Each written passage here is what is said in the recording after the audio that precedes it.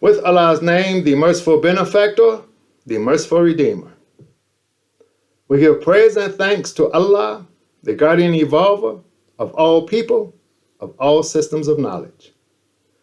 Whereas we witness that all created things and beings in the skies and the earth swims along a predetermined charted path in glorification to Allah.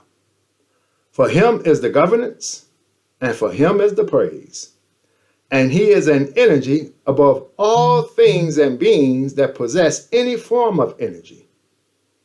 He is that which brought humanity into existence without there being a previous model or example to establish it upon.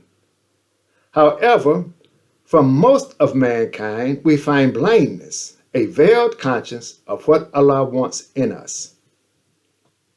And among mankind, there are those few who have faith, trust, and belief in Allah. And with just a glance, Allah sees all productions from everything that acts and reacts to movement and creation. Therefore, I give open testimony that there is nothing worthy of worship except Allah, and he is without partner. And I give open testimony that Muhammad, to whom the Quran was sent, and serves as the perfect human model for all humanity, is the messenger of Allah.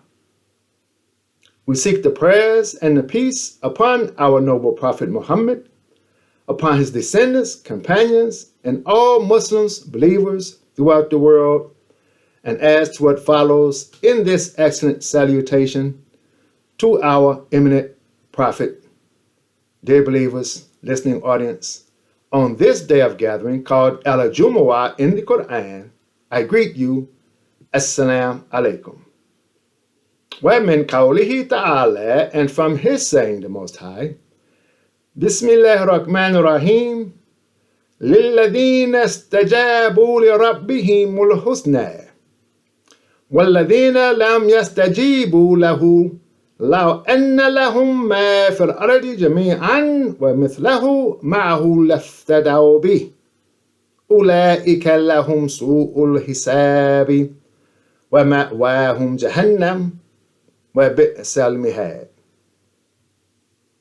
Commenting and reflecting on this from chapter 13, verse 18 of the Quran, those who respond to that which brings all things into existence and fosters it to grow and develop to a state of maturity. Those who respond with purifications of a necessary preparedness against any crudeness or irritation in the characteristics of the soul are deemed most excellent. That is, they are given the best spiritual clothing, which is a copious perfection placed upon them with the express purification as pronounced in his saying the Most High, light upon light. And as to those who do not respond to their guardian evolver, will not grow in credibility of having a charitable soul free of humanitarian vices and demerits, which become their natural offensive disposition. The ransoming or self-sacrifice will not avail them even if it was offered by all that they have amassed in wealth that will leave them penniless. The reason is that they gravitated so viciously towards obtaining such wealth with uncompromising passions that they have destroyed their own souls. These indiscriminate habits and customs of theirs have only brought about spiritual distance and destruction.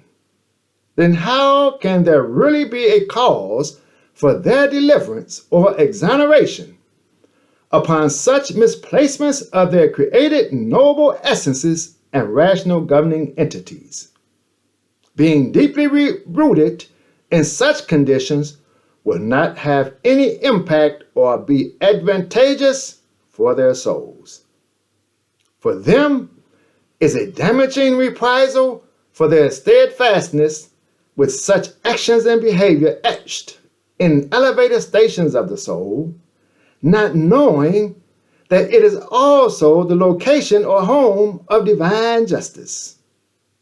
Thereby, it is not necessary for them to argue or debate in any judicial proceeding against them, for their only refuge at this point is hell, fires of deprivation as descriptions for the soul.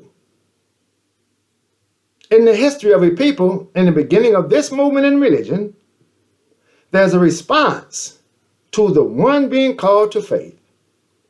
We witness through research and contemplation that those who were being called to faith by Muhammad the Prophet responded without having any form of scientific evidence to support the call.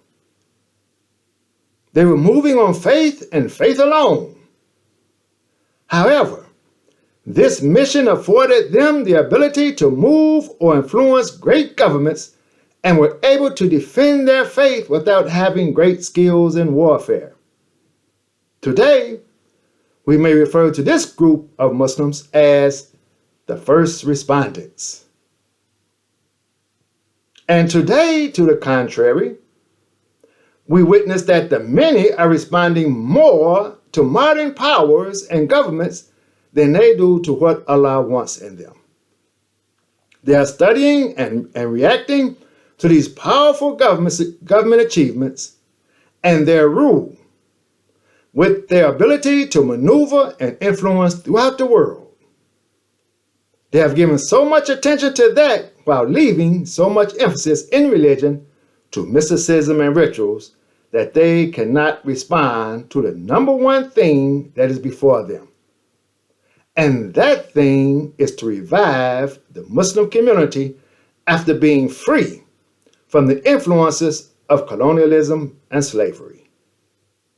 If we could get back to that position as first respondents, we would be in a position to heal the sociological and psychological wounds of defeat and make great advances against the strongest competitors in knowledge, science, technology, wealth, etc.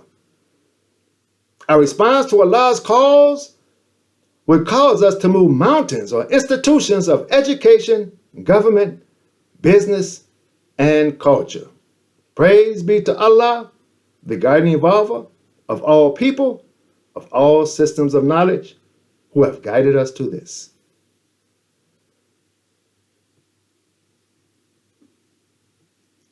With Allah's name, the merciful benefactor, the merciful redeemer, our guardian evolver, we have trusted and accepted faith in you, so relieve us from the burden of our being irresponsible and grant us a merciful deliverance as we continue to receive your generosity. For you are the best of merciful redeemers and merciful benefactors. We thank you for taking the time to listen to our presentation today. Dear believers, listening audience, Assalamu alaikum.